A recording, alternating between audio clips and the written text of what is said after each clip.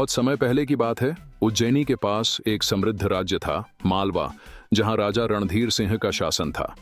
वे पराक्रमी योद्धा और न्यायप्रिय शासक थे, लेकिन एक रहस्य उन्हें हर समय बेचैन रखता था।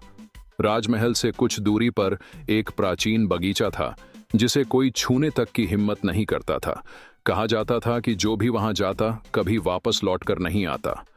महल के बुजुर्ग सेवकों का मानना था कि वहां कोई अदृश्य शक्ति वास करती है, लेकिन यह भी सच था कि राजा के पूर्वजों ने इस बगीचे को अपने खजाने के लिए भी उपयोग किया था।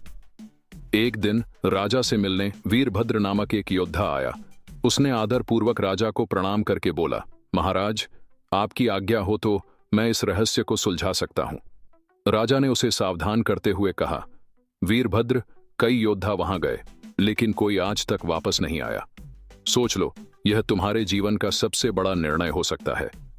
लेकिन वीरभद्र अपने फैसले पर अडिग था। अगले दिन रात के अंधेरे में मशाल लेकर उसने बगीचे में प्रवेश किया। घनी झाड़ियों और विशाल वृक्षों से घिरे उस बगीचे में एक अजीब सी शांति थी।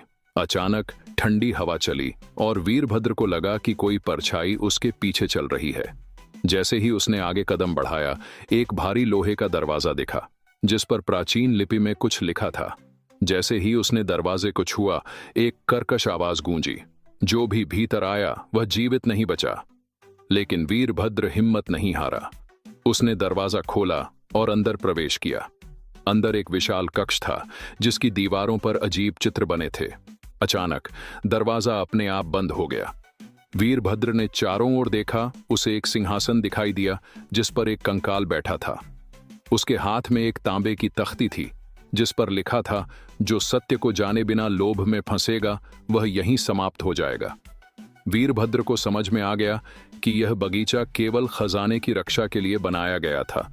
अचानक दीवारों से बाणों की वर्षा होने लगी।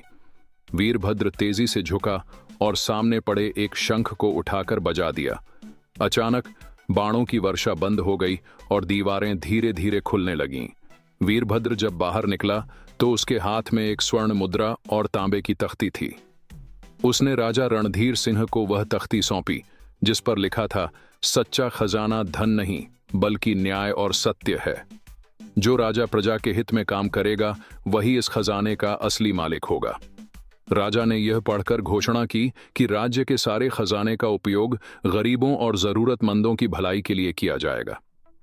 उस दिन के बाद से राजा के बगीचे का रहस्य सुलझ गया।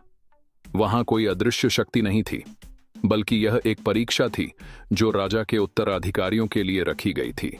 वीरभद्र के साहस और बुद्धिमानी के कारण राज्य को सच्चा खजाना मिल गया। इस प्रकार राजा के बगीचे का रहस्य सुलझ गया। उस दिन से वीरभद्र की वीरता और राजा रणधीर सिंह की न्यायप्रियता की गाथा पीढ़ी दर पीढ़ी सुनाई जाने लगी। दोस्तों, ऐसी कहानियों को देखने के लिए हमारे चैनल को सब्सक्राइब जरूर करें।